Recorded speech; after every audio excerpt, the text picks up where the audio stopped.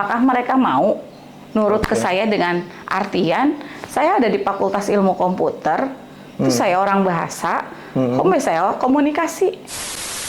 Bisa nggak sih seorang pemimpin memanage keluarganya? Ya balik lagi ke hati dan tujuan hidup kita mau apa.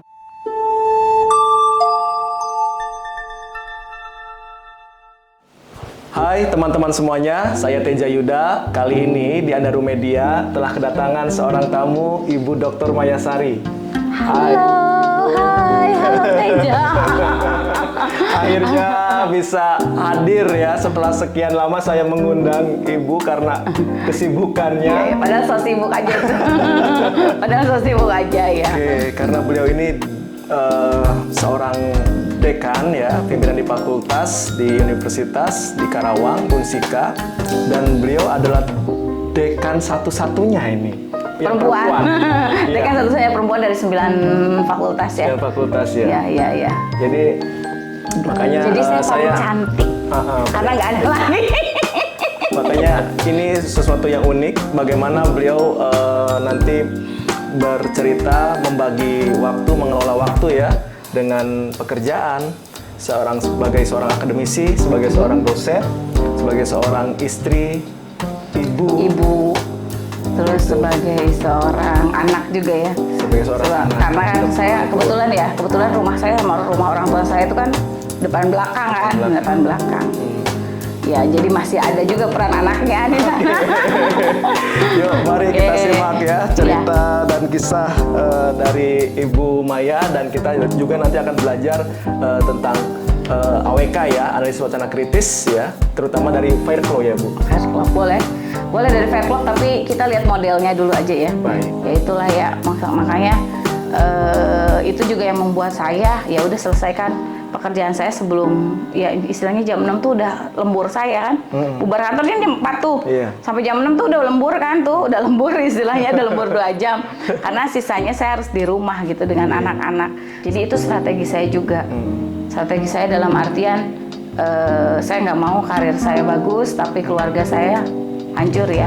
Dan ada yang unik teman-teman, kalau misalkan Bunda Maya ini ketika ada mahasiswa yang telat, nah ini hukumannya ini unik. Punishment-nya ini macam-macam gitu ya.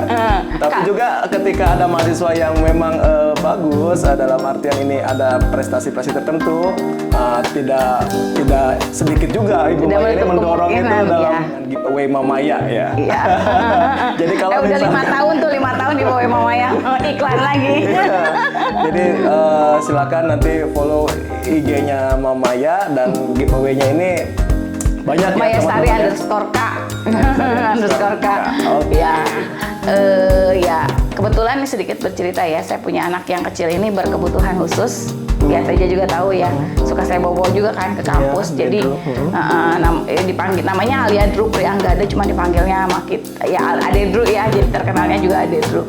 Jadi dia itu memang kurang dari pendengaran sehingga sulit untuk berbicara, dalam artian karena pendengarannya yang kurang tadi, terus pakai alat bantu dengar, terus matanya pun sama, jadi dia kena mata malas yang akhirnya harus pakai kacamata. Kalau nggak pakai kacamata mungkin tulisannya kurang terlihat.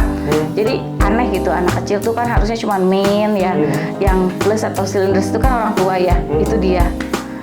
Jadi maksudnya anak kecil yang punya plus gitu, yang harusnya kan umur sekian. Makanya sampai saya tanya sama dokter, dok ini kenapa? Ya itu mah karena Allah aja ya, balik lagi ke sana gitu kan. Karena kalau penelitian kan harusnya anak-anak kecil tuh katanya banyaknya yang ini ya, mungkin ya emang sudah seperti itu. Tapi insya Allah saya makanya suka bawa-bawa kemana-mana tuh biar ditambah percaya diri aja. Cuma sampai sekarang masih punya PR nih ya. Jadi bacanya tuh nggak bisa yang panjang-panjang. Jadi dia kadang-kadang kalau nulis di sekolah tuh ya, ada beberapa tulisan dia di sekolah itu suka dia iniin. Kalau dia bingung ngejawabnya apa ya, dia ulang aja tulisan yang di atas karena dia nggak bisa baca yang kayak soal cerita yang panjang gitu. Kalau angka gimana nih? Kalau angka sih udah justru itu kelebihannya kayak tes kacamata nih ya. Kalau tes kacamata tuh dia nggak pakai kalau A, B, C, D kan kita ngeliat tuh kan A, B, C, D, dia tuh udah kayak udah males gitu ngeliat huruf. Tapi kalau ngeliat angka ya 1, 12, 13 ya, dia mau. Ya mungkin itu juga lah salah satunya. Tapi jangan tanya tuh handphone nih kalau saya nggak bisa, nih kenapa ya nggak bisa? Sama dia bisa. Laptop juga sama. Ya mungkin itu keahliannya yang belum saya temukan ya. Terus ngedit kan. Makanya kalau orang-orang bilang kok anak kecil umur sekian gitu ya dikasih handphone bagus-bagus gitu kan. Bagus kenapa? Kalau saya bedanya kenapa? Karena anak saya suka ngedit. Jadi saya kasih fasilitas gitu yang lebih bagus gitu. Biar nanti pun dia tahu tata caranya. Terampil di situ. Terampilnya di situ gitu. Dari semuanya ya, menurut Mami apa sih yang paling menantang nih? Ya, di sisi mananya, di sisi pekerjaan atau di keluarga, dalam artian yang paling membuat Mami merasa wah ini harus punya upaya lebih lah begitu. Kayaknya dua-duanya menantang ya. Kenapa saya katakan dua-duanya menantang? Lain hal kalau saya dekannya di Fakultas Ilmu Sosial Ilmu Politik kan. Home base sendiri. Ya, home base sendiri ya. Dengan kamu mungkin yang bantu saya juga, teman-teman yang lain bantu. Ketika saya di Fasilkom, yang saya kenal hanya sebatas kenal, tidak pernah dekat gitu. Dan secara kedekatan dalam artian kan makan bareng. Kita kan pernah maksudnya makan siang bersama, raker bersama. Ya adalah yang istilahnya kehidupan bersamanya. Tiba-tiba saya dipindahin ke sana dengan orang-orang yang hanya saya kenal selewatan, saya harus bekerja dengannya gitu ya. Itu awalnya tantangan besar dan apakah mereka mau nurut ke saya dengan artian saya ada di Fakultas Ilmu Komputer, saya orang bahasa, saya komunikasi. Oke. Ya. Itu tantangan ya. Tantangan kan di situ. Satu hal lagi, levelan dekan ini harus bisa memfasilitasi untuk dosen-dosennya pergi kemana, untuk ya apalagi kurikulum saat ini kan, ya kegiatan saat ini. Kurikulum saat ini kan kurikulum merdeka, terus dengan program-program semua yang disampaikan Mas Menteri, dosen harus mengajar di luar kampus dan itu untuk capaian IKU ya. Nah, IKU itu indikator kinerja utama. Universitas itu mengukurnya dari sana. Nah, tugas kami seorang dekan adalah turunan dari indikator kinerja utama dari universitas. Universitas turunannya dari mana? Dari kementerian. Nah, itu yang saya pegang, walaupun awal-awal kan ngapain sih nih IKU lagi. Tapi kalau tanpa itu kita nggak punya pegangan, kita nggak punya pedoman. Karena saat ini indikatornya di sana. Nah, tadi kembali lagi, saya harus cari relasi untuk teman-teman dosen ilmu komputer. Nah, padahal dengan home base saya di ilmu komunikasi dan bahasa tadi. Nah, untung saya pun berarti level teman-teman S3 saya udah jadi pada pejabat nih. Ya, wadek, dekan, pimpinan-pimpinan semua. Kayak kemarin kita harus ada capaian indikator yang memang harus kita capai. Ya, kita kan harus berpikir nih gimana nih caranya. Bukan berarti ilmu komputer ini tidak bisa ngajar di Fakultas Bahasa kan? Betul. Nah, jadi kemarin pun saya ke Universitas Negeri Malang mengirimkan 4 dosen untuk mengajar di sana di Fakultas Ilmu Bahasa. Oke. Nah, ini kan salah satu strategi kolaborasi gitu yang disampaikan. Jadi enggak menyerah begitu saja gitu. Tapi sebelum itu saya tanya-tanya dulu dong ke dosen-dosen yang di sana, ada link nggak? Karena kan tidak sembarangan orang mau menerima. Kan sekarang saya ya dulu kita tahu kan ranking universitas. Nah, kita juga bukan menjelekkan universitas kita. Universitas kita ini kan mendongkrak maju, baru sedang belajar berjalan, tapi kita mengirim ke universitas bagus. Ya tahu lah Universitas Negeri Malang, Universitas Brawijaya ya. Nah, ini kalau bukan karena relasi gitu ya, karena relasi dan lain-lain, kita tidak gampang itu mengirimkan mereka ke sana untuk mengajar di kampus mereka gitu kan. Nah, itu akhirnya ya udah Bu Mai, ayo ke sini. Berapa lama? Dan lain hal ya itu yang saya manfaatkan. Jadi betapa jaringan ini perlu ya. Jaringan itu perlu. Kamu juga membutuhkan ya teman-teman itu untuk teman-teman untuk kedepannya gitu, jaringan ke depan. Sama itu tidak dibangun dalam satu malam ya. Iya, itu nggak dibangun dalam satu malam. Tidak. Ya walaupun memang teman S3 kalau kita nggak baik ketika itu kan mereka juga tidak begitu saja menerima kita gitu. Nah, ini yang agak saya ini ya, karena tidak sesuai bidang keilmuan itu tadi, mungkin takutnya di depan saya mungkin teman-teman mengatakan oke nggak apa-apa kita ajar. Tapi kan ternyata kan keilmuannya tidak sedalam dengan bergaulan dengan orang-orang komputer lagi. Misalnya, dengan informatika lagi, sistem informasi lagi. Ketika mereka bergaul dengan yang di kampus yang informatika lagi mungkin gengsi untuk mereka. Ya, tapi kan di sini saya belum bisa fasilitasi karena saya tidak kenal misalkan. Tapi kemarin alhamdulillah juga di Brawijaya kita diterima Fakultas Ilmu Komputer di Brawijaya dengan dekan yang di sana gitu ya. Ya itu juga bagian dari ya terima kasih ya ke Pak Dekan. Kenapa saya jadi tiba-tiba lupa nama Pak Dekannya ya. Pokoknya Pak Dekan Fakultas Ilmu Komputernya Brawijaya sama yang di Universitas Negeri Malang itu berarti sudah memfasilitasi Fasilkom untuk datang tahun lalu ya, tahun ini. Nah nanti kita maksudnya ini yang kami pikirkan. Kemarin sih sempat gini ke Jogja ke ONS. Aduh aku sebut-sebutin semua ya, ini pokoknya kayak iklan universitas ya yang saya sebutin ya, ini gak apa-apa ya di channel gitu ya, di channel. Cuman ya kami masih cari beberapa link karena kan penerimaan untuk mengajar ini kan mungkin ada hal-hal tertentu yang harus diperhatikan. Betul. Gitu. Oke. Nah, terus Mi kan selain itu juga ikut kaitannya dengan ya pengajaran, pengabdian, penelitian, penulisan di karya ilmiah begitu.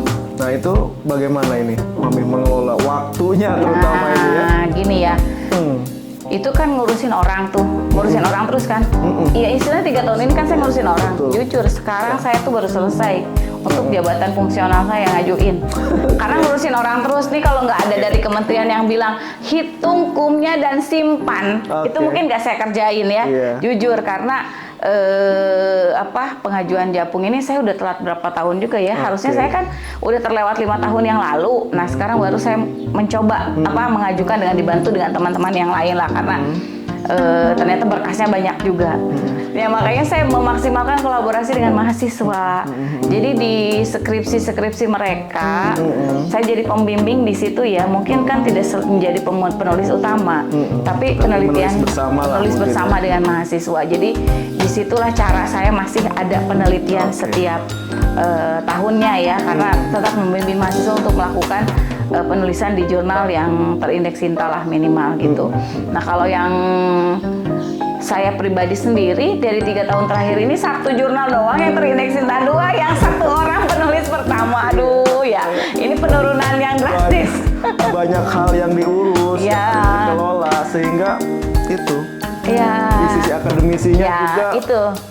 Makanya katanya kan kalau di hitungan jabatan fungsional ketika dia menjabat sama dengan di BKD, ketika BKD LKD lah ya, ketika menjabat cukup hanya dengan 3 SKS selesai. 3 SKS selesai. Jadi 3 SKS saja selesai, yang lain jabatan itu dihitung sudah. Karena ya tahu kesibukan pejabat itu gitu, maksudnya rapatnya lah, apanya lah, koordinasi dengan inilah, kadang panggilan ke pusat dan lain hal. Jadi itu yang harusnya cukup dengan 3 SKS. Tapi ini Kaprodi masih ngasih saya dengan 5 kelasnya 15 SKS. Karena katanya gini, sayang ini masalahnya ini adalah kelas keilmuan saya gitu. Jadi saya mengajar di Wacana Komunikasi yang salah satunya adalah ya bagaimana tentang teks-teks wacana, mengimplementasikan tentang perpolitikan ya, tentang bahwa teks wacana itu tidak semuanya itu hanya teks dan lain hal, itu yang diajarkan ke mahasiswa saat ini. Kalau itu mau bersambung lah, itu di AWK itu harusnya di scene lain dengan baju yang lain itu. Mau salin nggak nih? Memang hidup ini bagaimana kita yang menikmati. Tentu. Mau kita serius santai ya, mau memang nih karena gini pilihan dalam artian ada yang orang berambisi mau jadi ini dengan menghalalkan segala cara. Tapi balik lagi ya, walaupun orang-orang menganggap mungkin saya tuh bukan yang kamu juga ngelihat kan tidak pernah mengeluarkan ayat-ayat seperti ya ustadz yang lain, tapi saya punya pendapat semuanya rahasia Allah. Tiba-tiba saya juga tidak pernah berpikir saya ada di tahap saya selesai S3 loh, sampai sekarang tuh saya masih saya sampai ya posisi tertinggi dalam pendidikan lah ya juga itu. Terus orang-orang kan ayo kita kejar profesor. Ya itu saya bilang ya kalau rezeki saya sampai ke sana. Jadi nggak boleh pasrah gitu. Ada yang mengatakan nggak boleh pasrah gitu, sok usaha. Tapi saya gini lagi, bagaimanapun kita berusaha, kalau di sana tidak mendaki gitu ya, balik lagi ke situ ya. Tidak sampai juga. Jadi saya suka membiarkan mengalir, tapi bukan karena mengalir tidak ada keinginan. Iya. Jadi mengalir aja begitu. Sekarang bukan tidak berdaya. Ya bukan tidak berdaya gitu, tapi mengalir dengan saya seorang dosen, ngajar, ya penelitian, pengabdian, itu hubungan manusianya seperti apa gitu kan. Lakukan yang terbaik saat ini. Ya gitu. Jadi orang mungkin bisa menilai, aja tahu mungkin ya. Saya jadi dekan bukan dekan yang berdasarkan hasil pemilihan ya. Ketika itu karena waktu itu ada beberapa syarat yang memang untuk level ASN itu nggak boleh ya sebelum ada pengeluaran dari kementerian, tapi saat ini udah bisa gitu ya. Statuta unsikalah gitulah dan lain-lain. Terus kan tiba-tiba ada siapa sih ya Bu Rektor yang saat itu saya tidak kenal beliau, tapi tiba-tiba ya itulah ditunjuk gitu untuk menjadi dekan. Itu kan sesuatu yang memang orang mengatakan mungkin kedekatan dan lain, padahal sama sekali tidak gitu. Ya biarkanlah itu dan bagaimana, tapi proses kita membuktikan, kita membuktikan bahwa kita ketika mampu. ada kepercayaan ke sini dipercaya untuk amanah. Nah, jadi kalau udah dikasih amanah, kita ini kan dengan amanah juga gitu. Jadi maksudnya ya udah nih aku dipercaya ini, buktikan bahwa kamu bisa dan kamu sanggup untuk menerima ini. Itu tantangan. Makanya kalau ditanya berat mana keluarga sama pekerjaan, sama beratnya tadi, tantangannya nggak ada orang yang saya kenal yang dekat. Di keluarga tantangannya ya itu tadi, kalau kita terus ngurusin pekerjaan, yang ini keteteran. Ya, anak saya bisa dijemput hari Senin sampai Jumat. Sekarang saya bisa menjemput, dulu waktu zaman dosen ya, tiap hari saya antar jemput anak saya. Tapi sekarang ya saya kebetulan juga semua ya yang pendengar Andaro Media yang di luaran mungkin menganggapnya Bu Maya kok gaya dan lain. Saya nggak punya pembantu loh di rumah. Wow, nggak punya pembantu saya di rumah. Jadi makanya yang saya ngerjain nyapu, ngepel, sampai yang saya yang tadi nyuci. Jadi multitasking aja sambil nyuci, cucian masukin, goreng nugget, goreng telur, anak-anak sarapan, mau nasi goreng. Setelah itu mereka nunggu mereka selesai mandi, aku sambil nyapu.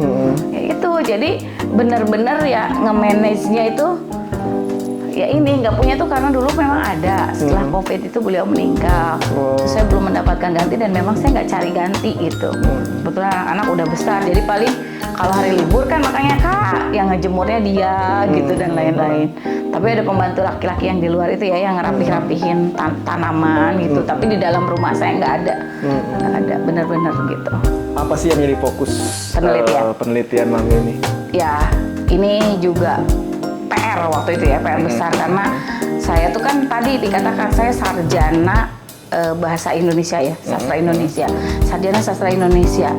Dulu tuh masuk jadi dosen tuh memang, tapi itu rezeki loh, rezekinya dalam artian nggak ada yang daftar. Jadi di Karawang mungkin ketika tahun saya daftar waktu 2009-2010 itu sarjana sastra Indonesianya masih sedikit, jadi nggak ada saingan. Jadi saya meluncur masuk ke Unsika. Jadi sebagai pendaftar yang mendaftar menjadi dosen bahasa Indonesia, bahasa Indonesia. Tapi saya bukan pendidikan ya. Jadi di Unpad itu kan bukan sastra, pendidikan ya, sastra.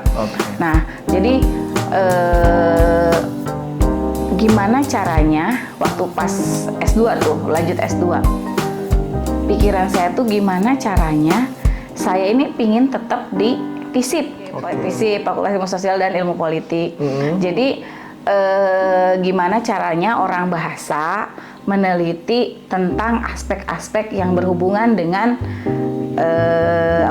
politik, pemerintahan. Lalu saya home base saya di komunikasi nih. Saya harus mengkolaborasikan 3 berarti ya, 3 kajian. Bahasa, komunikasi, sama politik dan pemerintahan tadi. Nah, saya menemukan waktu itu diskusi sama pembimbing waktu pas S2, makanya tesis saya pun agak-agak, kalau orang mengatakan sombong gaya ya, langsung ke tentang peristiwa politik gitu ya. Padahal itu salah satu siasat saya biar keilmuan saya nanti diakui gitu ya. Ya kan? Kepakarannya diakui di situ gitu. Jadi saya tuh tesis itu tentang saweran gedung KPK. Saweran gedung KPK dianalisis menggunakan analisis wacana kritisnya Fairclough. Fairclough ya. Ya, jadi untuk teman-teman mungkin ya yang apa sih analisis wacana kritis itu gitu ya. Analisis wacana kritis itu atau CDA juga bisa dibilang critical discourse analysis ya. Yang bukunya memang banyaknya bahasa Inggris ya. Ya waktu itu aja kan TJ ya yang ini kan naskah langsung Fairclough sendiri yang nulis langsung gitu ya, karena memang kebetulan ini masih hidup ya. Yang penelitian AWK ini orang-orangnya masih ada gitu. Jadi kita bisa email-emailan atau enggak nanya ke yang memang langsung kepada si tokohnya. Korespondensinya. Jadi kalau ditanya kepakaran kajian ya saya kolaborasikan antara ilmu bahasa, ilmu komunikasi dan ilmu politik dan pemerintahan tadi. Nah, pas disertasi saya ngambil juga peristiwa 2014 ya, debat. Saya coba nih di peristiwa yang lebih besar yang kemarin kan debat capres. Oh, capres. Ya, debat capres cawapres 2014. Oke. Itu beban loh buat saya. Karena saya harus lulus cepet. Nanti karena kalau saya nggak lulus cepet, nah ada debat capres 19 kan, maksudnya harus 19 kan. Jadi kalau saya nggak tepat waktu menyelesaikan itu aja 2017 saya selesai, dikatakan basi peristiwanya. Oke. Ya, kan itu peristiwa 2014. Tapi ketika saya mengusulkan peristiwa itu baru. Ya. Nah, makanya bagaimana cara akhirnya ya ini kan terbukti dengan hasil analisisnya yang terbukti yang 3 tahun itu yang analisis saya gini terbukti dengan kenyataan yang saat ini gitu. Oke. Jadi kalau kalian yang mau belajar tentang AWK ya, jadi analisis wacana kritis itu ada berbagai model. Ada berbagai model. Jadi AWK juga bisa dijadikan sebagai teori dan juga bisa dijadikan metode ya. Itu menurut Pak Yasraf Amil Piliang selaku komponen saya ketika itu katanya. Jadi model-modelnya itu model bagaimana cara kita menganalisis suatu teks. Jadi ada yang pakai Fairclough, ada yang pakai Van Leeuwen, ada yang pakai Van Dijk, ada yang Ruth Wodak, dan ada lagi yang lainnya mungkin ya yang nanti bisa kalian baca di bukunya. Saya juga ada di bukunya Erianto mungkin ada, dan beberapa langsung di bukunya langsung yang masih saat ini juga banyak ya referensi tentang itu, karena keilmuan ini adalah keilmuan baru. Dia awalnya kan dari analisis wacana, terus akhirnya muncul analisis wacana kritis. Karena kelemahan analisis wacana dulu, analisis wacana itu hanya terpaku kepada teks. Jadi hanya teks aja. Tapi ketika analisis wacana kritis dengan model-model yang tadi disebutkan, mereka melihat konteks di luar teks. Ada dimensi lain. Ada dimensi lain di balik teks. Apakah ada peran wartawan yang menulis teksnya? Framing ya? Bukan beda lagi. Kognisi sosial di belakangnya. Ya. Jadi kalau levelnya Fairclough ya saya ambil contoh ya. Dia itu kan ada levelnya mikro, meso, makro. Nah, levelnya mikro ini teks. Di dalam teks ini jadi dari naskah yang ada. Debat itu ya waktu saya neliti debat itu PR banget. PR bangetnya gini. Debat itu kan nggak teks kan, pembicaraan kan, verbal. Jadi memang harus betul-betul saya itu transkripsi ulang. Saya nonton acara debat itu, walaupun kan udah ada transkripsi ulangnya tuh, udah ada tuh berkeliaran di mana-mana transkrip debat, tapi beda isinya. Jadi kita mendengarkan langsung debat 1, debat 2, debat sampai 5 debat kan waktu itu acara debat yang 2014, ya itu semua. Ditulis ulang. Karena ada yang menulis itu juga punya tadi ya? Ya tadi, kalau bukan kita yang nulis, itu akan ada yang hilang gitu, ada bahasa yang hilang. Missing link ya. Kalau saya yang nulis sebagai peneliti kan kita netral dulu nih. Ya, terus ya ditulislah sesuai dengan apa yang diungkapkan. Prabowo bilang apa, Jokowi bilang apa, moderator bilang apa, pembawa acara bilang apa. Terus cut-nya pada menit keberapa. Terus jeda iklan pada menit keberapa, itu saya ya emang agak lamanya di situ. Transkripsi dulu. Itu untuk mikro itu? Itu mikro teks, nanti kita pilih lagi di mikro itu. Ya kan alat-alat komponen mikro di Fairclough itu salah satunya ada repetisi gitu ya, ada beberapa repetisi di dalam kalimat tersebut. Nah biasanya orang komunikasi itu sulit nih, bukan sulit, mereka mungkin ini daerah jagoannya orang bahasa kalau mikro teks. Karena betul-betul di teksnya. Secara linguistik. Secara kajian linguistiknya. Nah, mikro, meso. Meso itu berarti siapa sih yang nulisnya. Oke. Terus siapa sih kenapa dibalik itu gitu, dibalik itu penyebarannya seperti apa. Yang makro itu kognisi sosial ketika saat peristiwa itu hadir. Oke, wacana Jadi, ini. Ya, iya maksudnya bukan. Kenapa? Kan situasi 2014 itu memang peristiwa yang debat capres ini kan pertarungan dua kandidat ya. Oke. Terus ada kubu satu dengan kubu yang lain, bahkan ada kata-kata kasar ya. Iya. Untuk kubu ini namanya ini, yang kubu ini namanya ini ya. Ada ya diasosiasikan dengan hal-hal tertentu. Nama-nama. Itu kita ngelihatnya dari itu. Jadi AWK ini atau CDA ini bukan hanya melihat sebatas teks saja, tapi ada kenapa konsep di belakang teks. Contohnya gini aja secara sederhana ya di kampus ya. Di kampus tuh kan kita lihat di depan tuh kan opon. Di opon ya, di depan gedung opon tuh ada parkiran kan.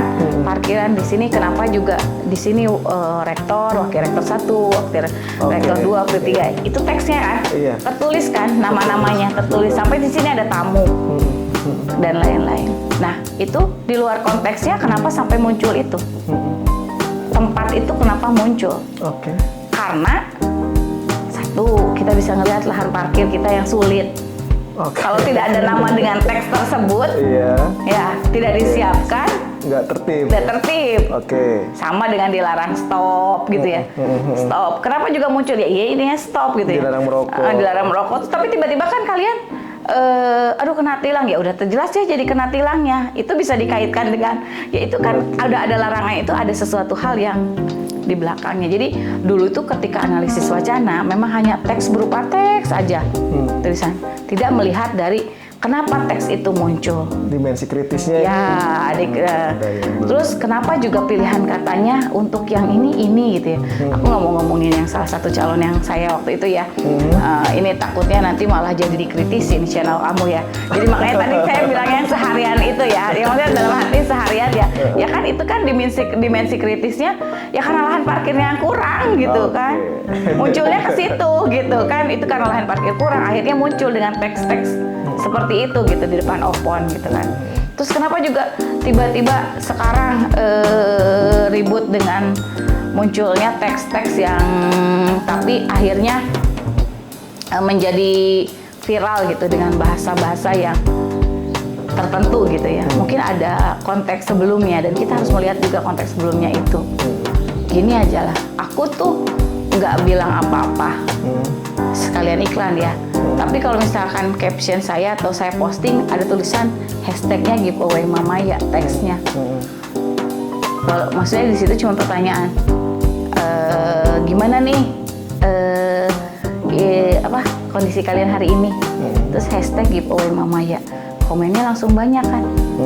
Padahal giveaway Mamaya doang, nggak ada saya panjang lebar dengan kata-kata ini ya nanti dapat hadiah gini.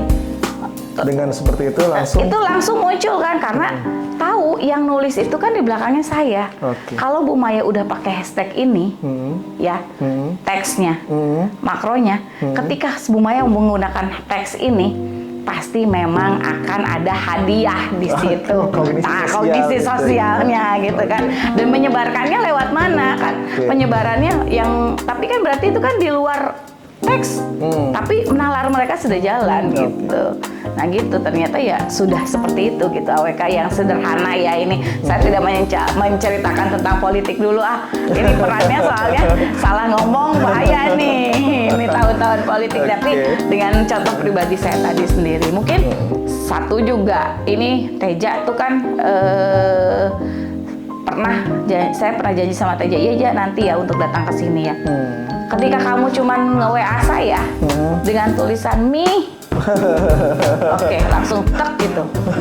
Oke, saya punya janji dengan kamu ya nanti ya gitu. Kan padahal itu dalam Panluwen itu namanya itu ada psikologisnya. Jadi itu tuh ada teknik eksklusi di luar dari teks. Di luar nggak ngomong apa-apa kan di dalam teksnya. Tapi langsung saya paham maksud kamu karena ada sebelumnya. Nah eksklusi itu aktor yang dihilangkan sebelumnya, tapi kita sudah tahu. Salah satunya juga ada beberapa kasus kalau di media massa gitu ya. Di media massa kan ada kalau terjadi pemerkosaan di sini. Nggak ada tuh hanya dibilang terjadi pemerkosaan gini nggak ada tokohnya. Nah itu kan pengeluaran tokoh, kenapa itu terjadi? Tapi ketika ada kemarin tuh yang kasus anak pejabat pajak sama anak ulama, gitu kan? Disebutkan dua-duanya, jadi udah kayak adu perangnya udah akan mulai nih. Ya penampilan itu juga mempengaruhi dan itu yang kita bisa kaji dengan AWK gitu. Jadi kalau misalkan AWK tuh ngajinya ya serius-serius ya, politik-politik ya. Kalau nggak pemerintahan nggak juga. Contoh saya kasus yang tadi kan sederhana. Tapi ternyata kita bisa mengkaji itu. Bahkan cerpen bisa. Tapi semuanya intinya dalam bentuk teks. Jadi kalau misalkan Bu, kalau film silahkan transkripsi dalam bentuk teks. Debat saya transkripsi itu dan saya udah lakukan dalam bentuk teks gitu. Nah, apalagi kalau misalnya cerpen udah berupa teks, berita koran sudah berupa teks. Tapi kalau bukan berita teks, bukan teks gitu ya. Maksudnya kita bisa asal sabar tadi. Kan biasanya mahasiswa tuh larinya kalau film kalau film mah kita ke semiotika gitu kemana, ya itu. Jadi sebetulnya bisa gitu. Tapi satu hal lagi yang bisa kita kritisi, kalau tidak ada masalah apa-apa yang tidak bisa kita kritisi, ya nggak usah pakai AWK, pakai yang lain aja gitu. Makanya kan sekarang kalau misalkan saya malah nanya, yakin mau pakai analisis wacana doang gitu kan? Kalau analisis wacana doang, kamu nggak bisa ngomongin kemana-mana, kamu nggak bisa kritik si wartawan ini ngapain nulis ini, terus si media ini kenapa menyalurkannya gini, dan proses penyebarannya seperti apa gitu kan? Ada yang sekarang udah online, cetak dan lain hal. Terus kondisi kita saat ini memang begini gitu kan, bangsa Indonesia sedang terkena pandemi, makanya muncul pemberitaan larangan ini kan dikaitkan dengan itu gitu. Ya itu sih gambaran umumnya aja ya. Kalau lebih khususnya nantikan lain kali ya.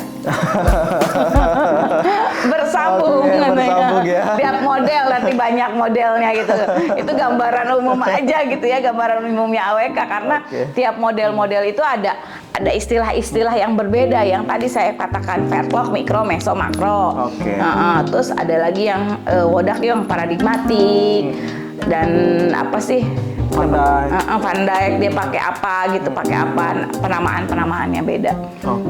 Poin-poinnya ada yang kognisi sosialnya nggak ada yang hanya teks dan sosial saja gitu dan lain-lain. Teman-teman, jadi ketika teman-teman juga punya minat yang sama, ingin melakukan kajian menggunakan AWK bisa atau CDA ya, Critical Discourse Analysis, ya teman-teman itu bisa digunakan sebagai teori ataupun sebagai metode, begitu ya, dalam suatu penelitian. Saya dengan Prof. Jasra Pamir Piliang ya, ketika itu beliau mengatakan, kenapa pakai deskriptif lagi? Padahal bisa, dua-duanya bisa loh dipakai gitu kan. Awalnya pembimbing saya yang satu agak ragu, tapi dibuktikan dengan pas kemarin, jadi salah satu temuan dari disertasi ketika itu. Gitu. Nanti kita akan bedah lebih lanjut dan lebih luas lagi ya mengenai dengan AWK. Episode selanjutnya. Oke, kita semua semoga terus bertumbuh, berkembang, berbunga, berbuah dan bersuka cita. Iya. Oke. Assalamualaikum, dadah.